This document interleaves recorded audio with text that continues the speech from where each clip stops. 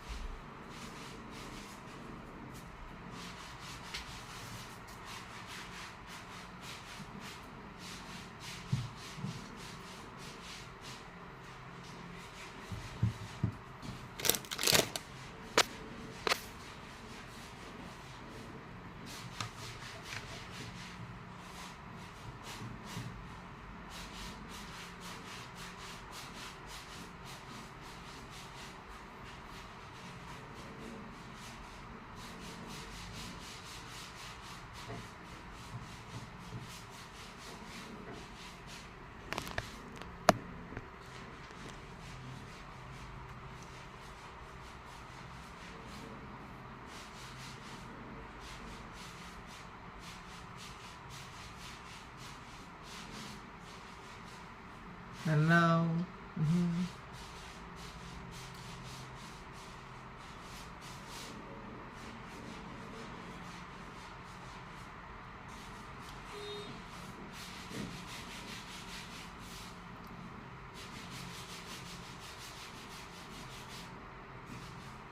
อ๋อรองเท้าขัดในห้องเหรอเธอขัดในห้องหนูก็ไปขัดตรงอื่น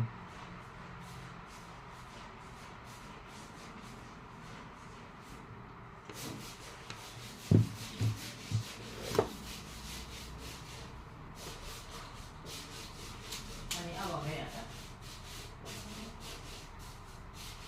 ห้องเดิม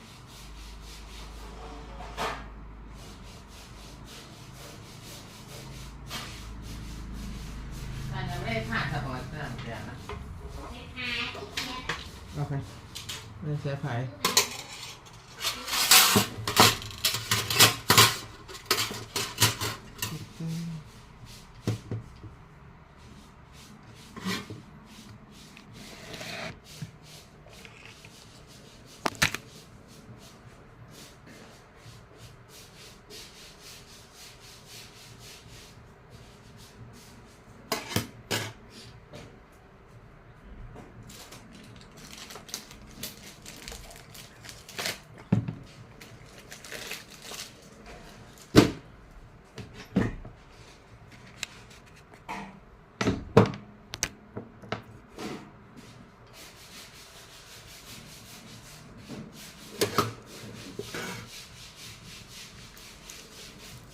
time to eat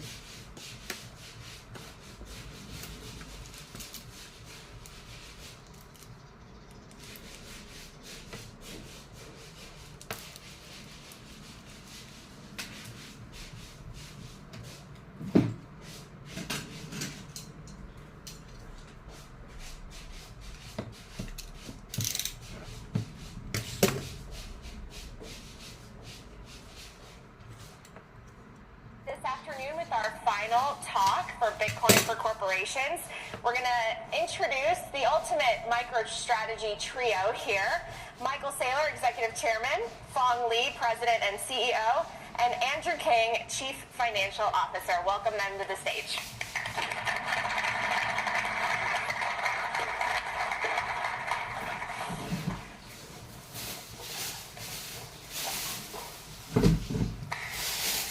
Session. Michael, Andrew, thanks for doing this.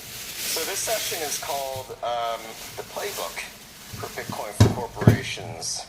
And with great timing and luck, Jack Dorsey just tweeted out the playbook for Bitcoin for Corporations. We'll get into that a little bit later because I do think it's excellent timing. And it's great to see the partnership and the leadership from Block and from Jack and Michael Rouhani. If you're still in the audience, thank you, because I'm sure you had a big part of that also. So thank you to all. You are going to make this conversation a lot more fun and a lot easier. But let's go back to 2020.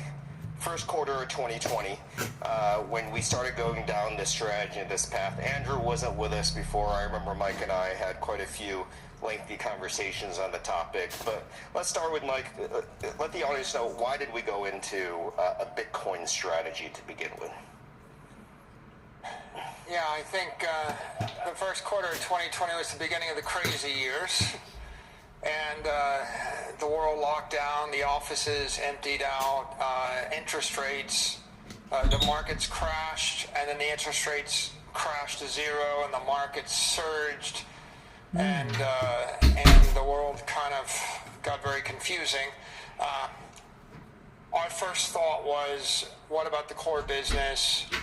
And then our second thought was, now everybody's working from home, they could get headhunted away by Microsoft or Google or Amazon, and they won't even actually have to move.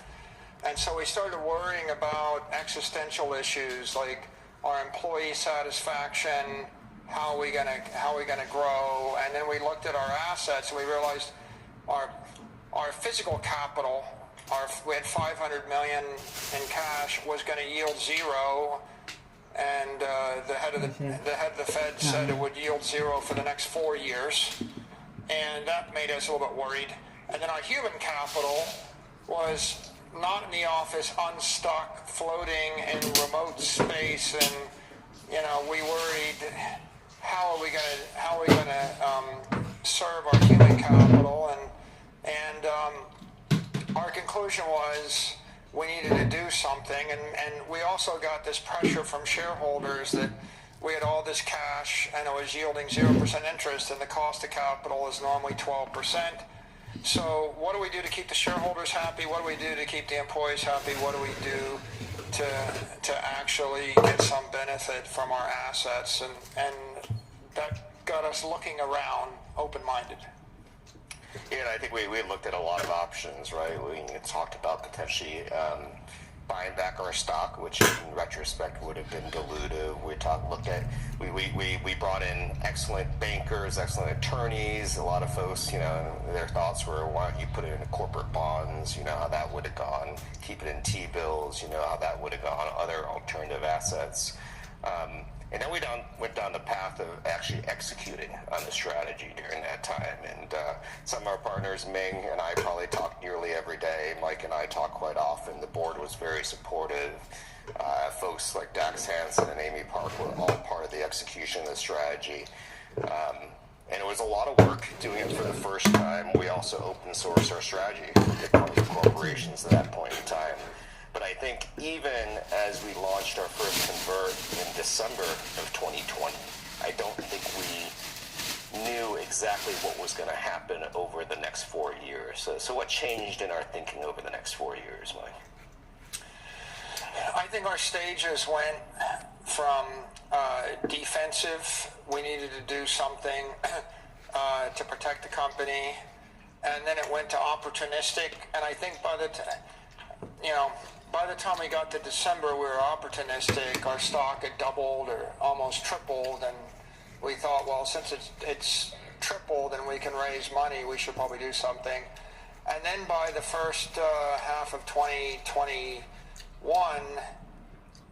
it became, I'd say, opportunistic in a high gear, but sort of strategic at that point. When we did this, you do something once, like a convertible bond issue once, it's opportunistic. You do it twice, and it's programmatic. So I guess we went from defensive to opportunistic to programmatic. And the more we learned about Bitcoin, and the more we learned about our place in the market, the more we started to think strategically that maybe there's a strategy and a long-term business strategy here. So after the programmatic, it became strategic, and then ultimately it became transformational. And we ended the journey as, now we're a Bitcoin development company. We've transformed the way we think about the business. And Andrew, you joined us midway through the crazy years, and I think maybe you made things less crazy, but share with us your thoughts on what you saw happen from when you joined in 2022 to now 2024 in the organization. Yeah, it'll actually be, I think, 2 years next week. And, you know, for me, you know, just being part of the team has been transformational personally, but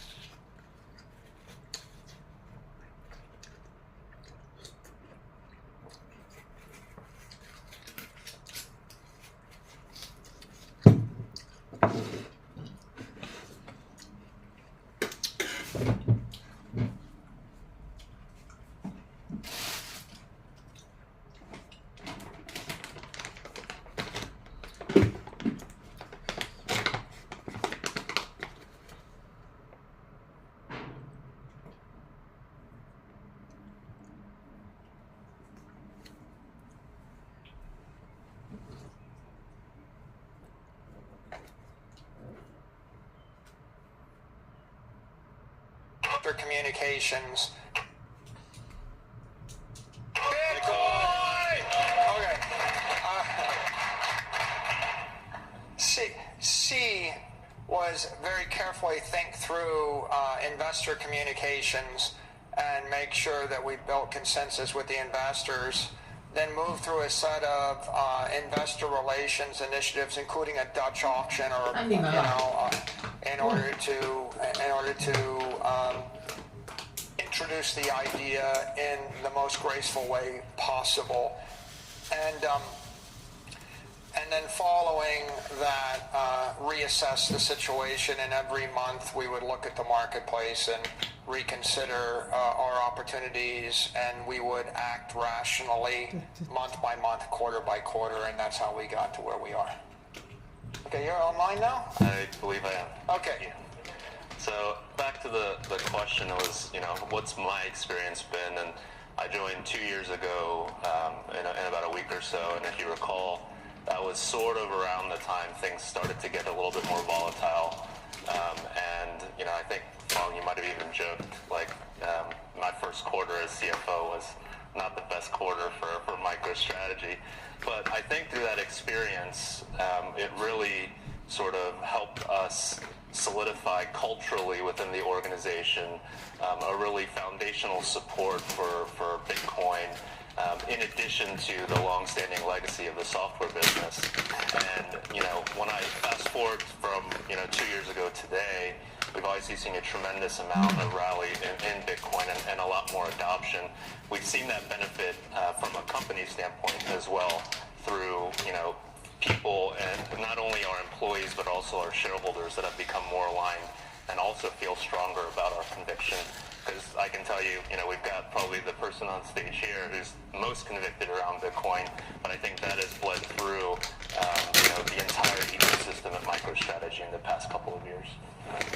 Yeah, I think one of the related benefits, and those who are our customers, thank you, and who joined our MicroStrategy BI, world presentations, I had some folks note that we are innovating faster than we ever have on our core software product.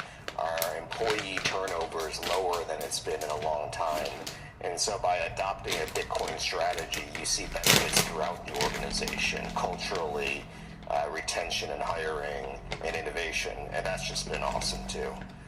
So, Mike, here we are in 2024. MicroStrategy is the largest corporate holder, publicly traded corporate holder of Bitcoin in the world. And not many have followed yet in the last 4 years. What do you think in the environment today is different that will cause more to follow? Yeah, I think we've had a lot of positive developments this year. Probably 2024 is the transformational year. The question that we posed in 2020, the existential question was, Bitcoin looks like the solution to our problems. In fact, it looks like the theoretical perfect solution to the problem we have. So is it too good to be true? Will it be banned? Will it be copied? Will it be hacked?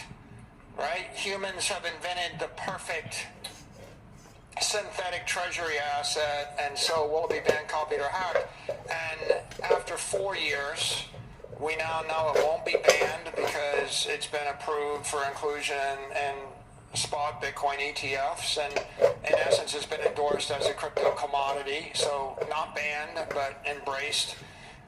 Will it be hacked? We now have 15 years with $65 billion in Satoshi's wallet, and that's the honeypot, and any hacker can get $65 billion or 60 billion if they wanted it, but they can't get it, so we know it hasn't been hacked. And will it be copied? And I think that now in 2024 we start to realize that no, it's not going to be copied. There's only one globally acknowledged crypto commodity in the world, and you know, as a public company, we know, you know, we couldn't do this with a security, even if it was a registered public security, and an unregistered security, a public company definitely couldn't do. So it has to be a commodity. We've now answered those 3 questions. Then we've got the fourth headwind was there were no public companies holding Bitcoin on their balance sheet. We did a search, we found Overstock had $1 million worth of Bitcoin for a couple of months. And that was it. And so today you have a dozen publicly traded Bitcoin miners, and you have Tesla, and you have Block, and you have MicroStrategy, and you have dozens of SEC 40, you know, investment trust, and so now you've got 100 type public entities, and we couldn't find one then. So that's the second headwind. And then the third headwind is this indefinite intangible accounting. It turns out that, you know, if you're a company like ours and you've already executed the strategy and you've managed to get to the point where you have mass amounts of Bitcoin and people can calculate it, that accounting doesn't hurt you that much. But what it really does is it hurts anybody with a normal business that wants to put 5% of their assets or 10% of their assets, or if 10% of your enterprise value is Bitcoin and the other 90% is something else, what it does is it obscures the P&L and obscures the balance sheet. And so that accounting was a headwind. And now we're in 2024, you've got the option to elect fair value accounting. And I think in Block's announcement, they just announced they're adopting fair value accounting. So you've got the option, and in 2025 it becomes standard. And I think you've got the regulatory clarity that Bitcoin's a crypto commodity, and then you've got the support of the Wall Street machine that's spinning up. You know, now you've got Bitcoin research from Fidelity or from ARK or from I mean, you actually had 3 analysts of Bitcoin on stage today, and when we were doing it, you know, you remember we were looking at Andreas Antonopoulos videos. Yeah, we had a different set of data sources, and so, you know, the research is stronger, the regulatory support is clearer. The professional community, the accountants, the lawyers, you know, that infrastructure is better. Oh, and then the other thing is, in institutional custodians. You know, you have Anchorage on stage, you have Coinbase, you have Fidelity. You know, you have a lot more choices there, and that was and. If you were a company today and you decided you were going to do this with an institutional custodian, you would be able to choose one that already has a dozen or 2 dozen publicly traded companies as customers that have already disclosed that. Whereas when we were getting into the space, right, we weren't following in the footsteps of anybody else. And that means that our accountants, our lawyers, our finance professionals had to obsess over a lot of risks and ask the question, well, how do you even disclose these risks? What does the SEC expect you to say about these risks, because no one's ever done it before? And so what's the appropriate way to treat it? Yeah, I remember in 2020, the homework for all of us was to look at 40 hours worth of quality Bitcoin content. I think we struggled to find 40 hours worth of quality Bitcoin content, and now the bar is 1,000 hours of Bitcoin content, so things have changed a lot. So let's think about the opportunity for corporations going forward, and maybe we can think about it in concentric circles. The first one being companies that already have a Bitcoin strategy, the second one being technology companies, and the third one being just generally publicly traded companies. So what's the case for companies that have a Bitcoin strategy? Bitcoin miners, companies that may be publicly traded, that have Bitcoin ETP products, companies that have Bitcoin custody or exchange solutions. What is the case for those companies to put Bitcoin on their balance sheet as a starting point? You know, when I think of it, I start with Bitcoin miners. The public Bitcoin miners, the case for them is they should be issuing convertible debt and equity, and they should be buying Bitcoin because they are public, they are creditworthy counterparties, they can issue securities, and they would be raising money, equity, or cheap debt capital and investing in an asset which is going up, historically 40% a year or more. So that's very accretive for their business strategy. Their shareholders are already long Bitcoin. You have to believe Bitcoin is going up and not down to invest in a Bitcoin miner, right? There is no Bitcoin mining business model that works unless Bitcoin goes up in price. And if Bitcoin goes up in price more than 1% or 2% a year, then convertible debt is accretive and equity is accretive. So that's a fairly straightforward case, and fair value accounting makes it even easier, I think. I think the next class is Bitcoin exchanges and custodians. And for public ones, a Coinbase or whatever, well, you're in the business of convincing other people to buy and custody Bitcoin. And so for you to be buying Bitcoin quarterly and custodying Bitcoin, your own Bitcoin, sends a message to your customers that you actually believe it's a treasury asset and that it's safe with you.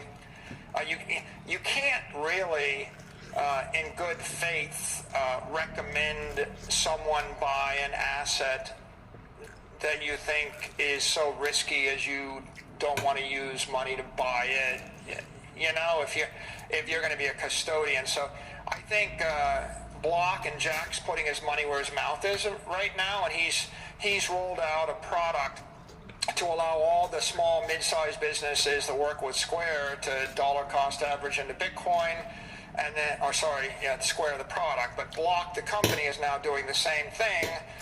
Right, and it illustrates that, you believe in your own product, you support your own ideas, and, you're a trustworthy exchange and custodian to do it, and then you're showing people how to do it. I think that any other exchange, whether they're private or public, benefits. A public company, it's kind of an easy thing because public companies can issue equity and convertible debt to do it. For private companies, private custodians, private exchanges in the Bitcoin, community, my advice to them, and many of them have taken this advice. I think Alex Leishman showed today that he's doing it, is it's A, you allocate some portion of your treasury to Bitcoin, and B, if you don't have enough, instead of raising $50 million in venture capital to fund operating losses or operations, you raise $200 million in capital and you put $150 million into Bitcoin and $50 million into operations. Because if you believe that Bitcoin is the future, then it's obviously accretive.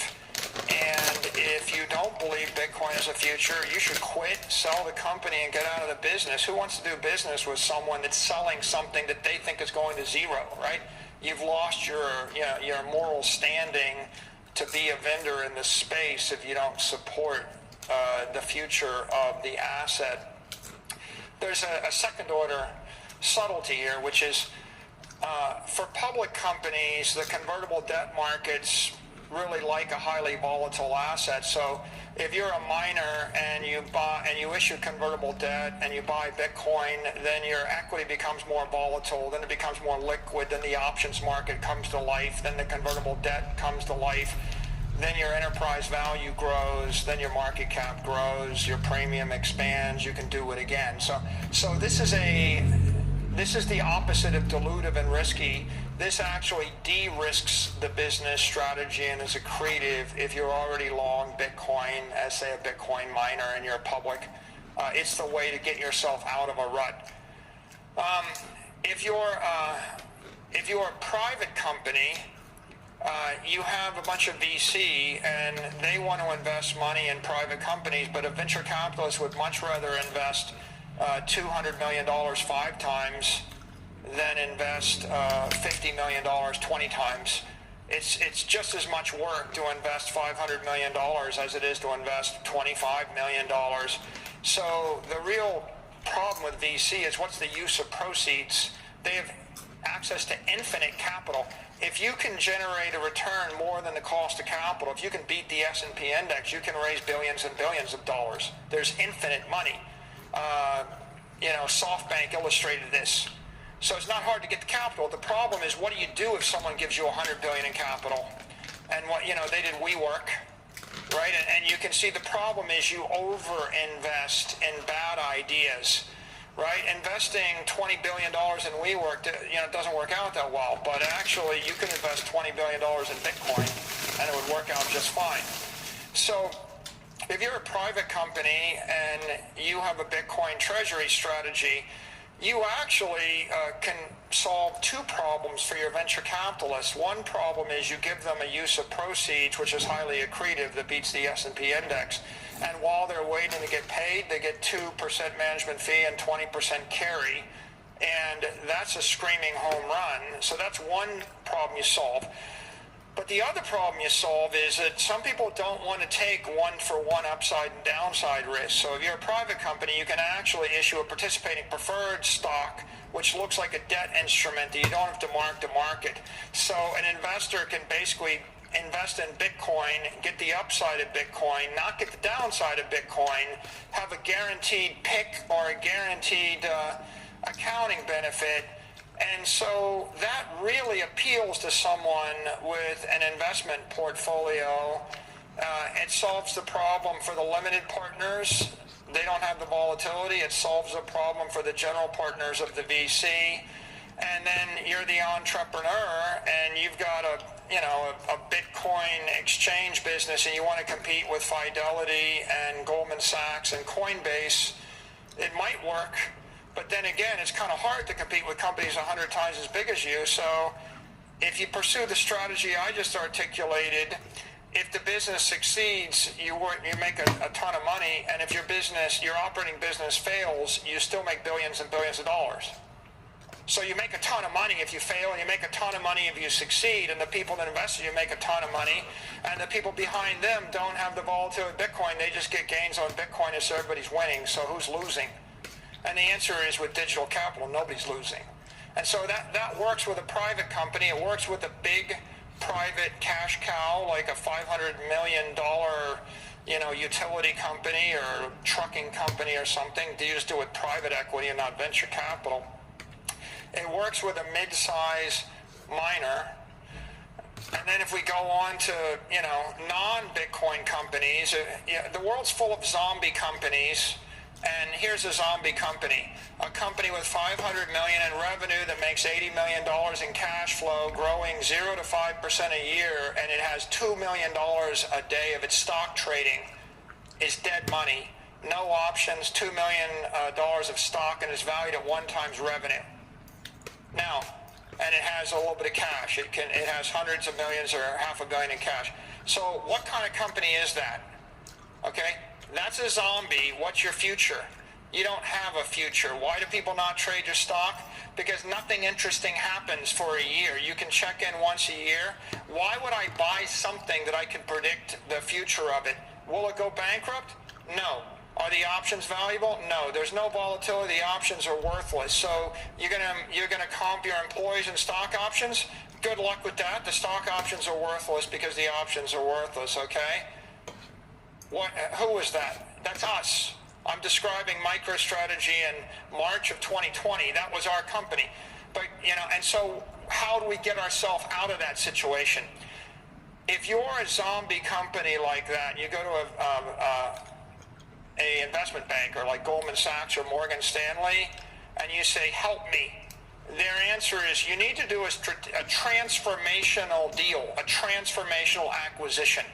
You either need to do a merger or you need to use your cash to buy a high-growth company growing 20% a year, and then you get some growth back into the stock. So you got to go do a deal. But it's hard to find an easy deal to do for $500 million where the thing you're buying is going to go up 20% a year, where you can actually integrate it. And so what is that thing? Well, that's Bitcoin. Bitcoin is the universal merger partner. So you can merge any zombie company with Bitcoin at 200 million scale, at 100 million scale, at 1 billion scale, at 2 billion scale, at 20 million scale. And it's actually reversible. You can merge in 20 million, you can reverse it, you can test it. And what happens is you take a $600 million company with $10 million of stock trading a day, and you buy 100 million of Bitcoin. The stock gets attention, it starts doubling, it gets volatile. Oh my God, the Bitcoin traded down 20 million, it's up 20 million. They had like 1 year worth of bad news. And everybody sells it, but then you have 1 year worth of good news the next day, and everybody buys it, and now the stock trading triples. Now the options come to life. Now the employees are getting paid. Now there's a future. Now you can, it's this conundrum I laid out.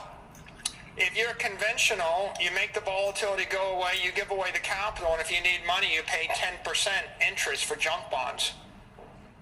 Like, that is when you need the capital, you can't afford the capital, right? Isn't that perverse?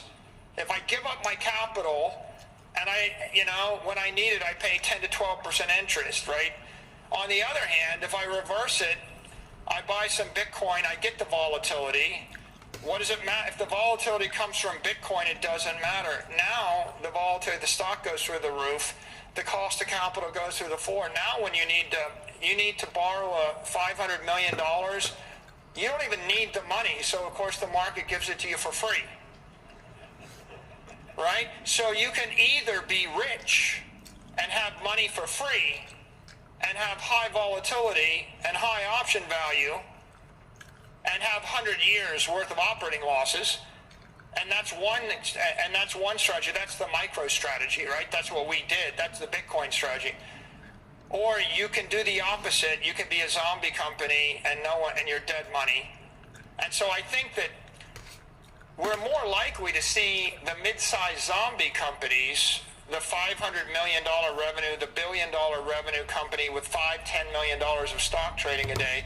We're more likely to see them limp into Bitcoin, post FASB, than you will see the super marquee best run companies, because they feel like they don't need anybody's help. But these other companies, there's 1,000 companies that are mid-size, mid-cap. The Russell 2000, right? The number one performer in the Russell 2000 was Supermicro. The number two performer was MicroStrategy. And the two companies are like 35% of the return on the Russell 2000, right? So what about the bottom 1,000? They're public, right? So I think that's the next interesting development and opportunity here. Yeah, I think the irony is let's talk about 1,998 companies in the Russell 2000, and let's say they carry, 20% of their revenues in cash on their balance sheet. Andrew, you've been a corporate treasurer before. The job of the corporate treasurer typically is to do no harm, right? That's what you're told as a corporate treasurer, do no harm. But if you're carrying $100 million on your balance sheet, earning, what can they get now, 5%? Versus the inflation is 8%. If you look back in March, it was 0 to nothing, right? So inflation 7%, right? The S&P is gaining more than that. It seems like you're doing harm if you're keeping $100 million on your balance sheet, gaining 5%. But Andrew, so we have a bunch of investment banks and banks that have partnered with us here now. What's also the difference between 2024 and now is we have folks like Citibank, like TD Cowen, Canaccord, BTIG, Moelis. Thank you for all your support. They have the formula now. So tell us about what that opportunity creates, Andrew. Yeah, so still fresh in my mind and many of our minds was our activity in the first quarter around the convertible debt markets. Michael explained that sort of option or lever to generate capital to buy Bitcoin. I think what's transformed, probably in the past 4 years as well, is one, the support in that capital markets. As you just mentioned, there's a lot more banks that are out there willing to think about this with you and be alongside you. I think you alluded to in a previous panel that, in 2021, there was one person that would talk to us. Right now, we have access to all of the best banks. There's still a couple that are out there that are probably lagging a little bit, but there's definitely more support in the investment banking community. There's also a significant amount of support in the investor community. So what I mean by what still resonates with me is what we did in Q1 is we launched a convertible debt offering. And I think, from what I've been told, there's been no one else that has been able to go back the very next week and issue another convertible debt with similar execution, sub 1% coupon, 6 to 7 year money at 40+% premium, which we then converted directly to Bitcoin. So not only are there people supporting the execution of that, there are people and investors who want that exposure as much as we're willing to give it. And so that's how that ecosystem really comes together. And so as I hear, what should other companies think about? Can they go raise convertible debt? Look at what MicroStrategy's done. Part of what we're talking about is the playbook. You can go do that too, and you can find that intelligent leverage to be able to create shareholder value like we've done in the past 4 years. So let's go to the next concentric circle. So with the Russell 2000, you have the corporate treasurers who ironically are told do no harm, and that's exactly what they're doing by just keeping cash on their balance sheet. In a money market, at best, they're doing harm. Now let's go to Fortune 500, where usually the corporate bromide or trope there for the corporate treasurer is if you don't know what to do with the money, give it back to your shareholders, because they'll do a better job and they can make a decision on what to do. So what you see are these high cash flow, high cash balance companies either paying large dividends, and you're seeing that now more and more tech companies paying dividends, or doing large stock buybacks. But I think there's an alternative, Mike. Let's hear about that. Yeah, the conventional wisdom is I buy back the stock or I issue a dividend. The dividend is sort of double taxed, and so that seems very tax inefficient. The buying back of a stock is the decapitalization. The real problem as I see it, I've said before, the road to serfdom is working exponentially harder for a currency growing exponentially weaker. So let's say you're a big company like Meta and you have a good quarter, you basically cut a bunch of cost, you put a lot of money at the bottom line, the stock doubles. So now there's pressure to keep the stock price up. So the way you're going to keep the stock price up is you announce a $50 billion buyback and a dividend. Okay, so now I'm decapitalizing the company. I'm basically surrendering the capital. The assumption is that I can't get a yield on the capital if I invest it in a liquid treasury asset. And that is true if the only option is T-bills. If your option is T-bills, then your 3% after tax against a 12% cost of capital is 9% negative yielding money. And the view is, yeah, that's value destroying, give it back. But here's the problem. You need to be convincing the world that your stock is a store of value over the long term. So for the stock to be a store of value, then you're going to have to increase the value of your assets in the treasury at a rate equal to the cost of capital, or you're going to have to grow your cash flows at a rate equal to or faster than the cost of capital. So when you decapitalize, what you're doing is you're doubling the market cap of the company, but now the market cap doesn't trade based upon the book value of the company. It trades based upon the forward earnings estimates or forward cash flows of the estimates of the company. And the higher the stock goes, or the higher the stock price goes, the higher the discounted cash flows have to go, and the higher the inflation rate is, the higher the discounted cash flows have to go. So the stock is becoming more fragile or more brittle, and if you have one bad quarter where you underperform, the likelihood that the stock crashes, dramatically goes way up. So that idea of surrendering the capital is a road to serfdom. In the extreme, the first step is I surrender my capital. I have some bad quarters, so I have to borrow a bunch of money. And then the extreme step is I surrender the capital, then I borrow a bunch of money to surrender more capital. I have negative capital, like say Apple Computer is almost negative capital, but you can get to the point where you're actually in debt 5x your annual earnings or 10x your annual earnings. And at that point, then just a weak quarter is a death sentence for the company, and that's why most mid-sized companies and all the LBOs, they eventually fail. That's why there's like a 99% corporate death rate amongst those kind of companies, and that's why the average corporate life expectancy is 2 years. So the opposite of that is to reverse the polarity. If the treasury asset yields 24% and the cost of capital is 12%, the question is how much capital do I want? And by the way, really the opportunity cost of capital is 12%, whereas the actual cost of capital, that varies by corporate entity. Apple Computer could borrow money at half of that number, I suppose. And if you use convertible debt, if you have a volatile equity, you could borrow money at a tenth of that number. So the amount you pay for the capital may be and probably is less than 12%, but the use of proceeds is the critical question. And so if the use of proceeds is T-bills, then any amount of capital is dilutive, and you want the bare minimum working capital.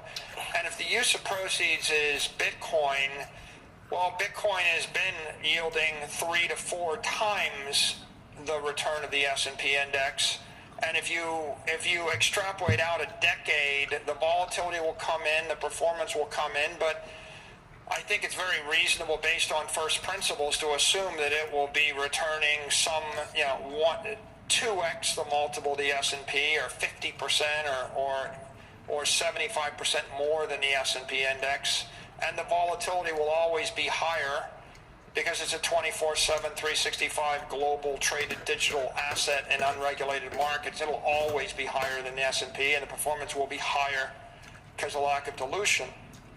So in essence, it's a very simple polarity question. If you get 24% yield on a tax-deferred yield on the Treasury, then you want as much capital as you can gather. And if you get less than 12% yield, you want as little capital as you can carry. The only company I can think of that the famous one that uses its balance sheet is Berkshire Hathaway.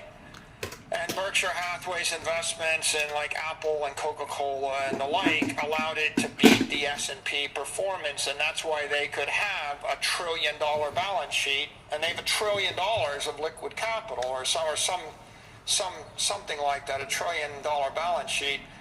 But the problem is they pursued their strategy using securities as a treasury asset, not using commodities or property. And because of SEC 40 rules, you can't have more than, what is the number, 40% of your liquid capital as securities. And so they hit some wall, and then they have to go off and do big acquisitions of operating companies in order to grow, and those are always much more difficult. Or they have to carry 160 billion worth of T-bills because those are carved out. They're treated not as securities for the purposes of that. So in essence, they hit a wall, and Berkshire stopped being able to grow in the same way because of some constraints and because they have not embraced Bitcoin. If they embraced Bitcoin, then they could actually grow faster and they would be performing better. And I think that that Bitcoin really is the game changer because it flips the polarity from negative to positive. And imagine what happens when 10,000 operating companies start recapitalizing. Imagine a world where 10,000 companies keep their cash flows and don't dividend them out. Imagine 10,000 companies buying Bitcoin instead of buying their own stock. Imagine 10,000 companies issuing debt securities to buy Bitcoin instead of issuing debt to buy their own stock, right? And you can see how at some point, as you go from one company to 10 companies to 100 companies to 1,000 companies, at some point these become a massive capital gateway, and that's how you see the trillions and tens of trillions of dollars of capital flow out of the analog economy into the digital economy, and the world turns upside down for those firms.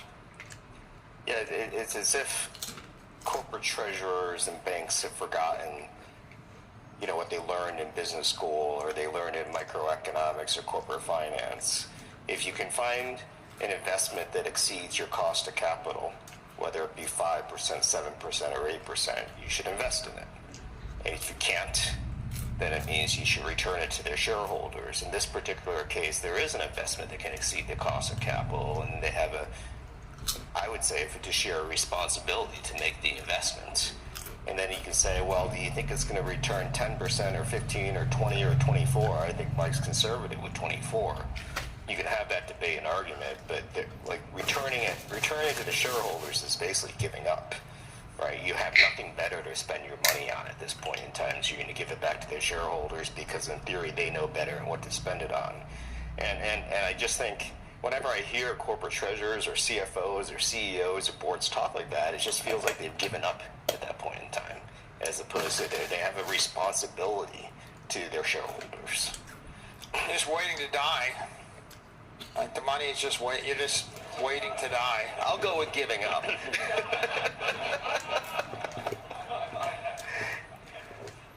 So what's next? What do you see next, Andrew? What do you see next, Mike? I mean, we have a formula. I can understand why in 2020 and 2021 folks haven't adopted it. It's that the timing is amazing, right? We now have the Bitcoin ETPs and the institutionalization of the asset class, right? We have the new accounting standards in place. And we're starting to see what Square is doing. They're putting their money where their mouth is, but the timing is actually quite nice that they did it this quarter because there are two fundamental shifts. 10% is a good start, Michael. It's Rouhani, not you. When do we start seeing more? When do we start seeing the companies start to adopt? I think you get a parade of endorsements. You're going to start getting 13F filings here in May, and you're going to see, a parade of famous investors and famous funds that started biting off a bit of Bitcoin, and that's going to change things. I think you're going to see more and more securities issuances, more ETFs. Then you're going to see more derivatives. You're going to see more public companies. I think you're going to see more Bitcoin miners. They're going to be announcing that they're not just mining Bitcoin, they're buying Bitcoin. I think you're going to see You're going to see more good news coming from the clients of Square, right? And small, mid-sized businesses. You're going to see more of them. I think you're going to see more of the exchanges announcing that they're taking some systemic view. I think it'll be just bit by bit, every quarter, one more normalizing, program that builds Bitcoin into the capital structure of a private, a public company, a fund. You're going to see, I think over the next 4 quarters, you'll see announcements from the big banks that they've approved Bitcoin ETFs for unsolicited sale, and it'll be one a quarter, and then the next one, then the next one, then the next one, and then you'll see announcements that it's marginable, and then you'll see, like you saw last week, a dozen funds at Morgan Stanley approved Bitcoin to be incorporated in the fund, and then a bunch at 2 at BlackRock, and I think you'll just start to see more and more of these things, and that will drive the news cycle. And then I think you'll see some of these small, mid-size, these zombie companies. We've had CEOs of some of these companies reach out to us. I've had them reach out to me, and it's like when you're stuck and mired and your options are worthless and you're worried about losing your employees and you want to put some life back into the company, you need to do a deal. I mean, at that point, it's very simple. You're either going to sell yourself, and the deal you're going to do is sell out to a bigger entity that can get value out of your product, or you're going to buy something or buy somebody, or it's either a merger of equals, or you're going to buy a small high-growth thing, or you're going to sell out. And up until 2024, I don't think Bitcoin was an institutional option. The banks were afraid of it. Public companies were afraid of it. They didn't know which side the SEC would come down on it. I think by the end of 2024, I think the institutional world, the public company world, will say, well, Bitcoin's not going away. Bitcoin's the only crypto asset. It's the best. There is no second best. We're not going to get shot to have it on our balance sheet. And at that point, people switch from fear, or fear of doing something to fear of not doing something, or maybe from fear to greed index, and they click it up a bit by bit.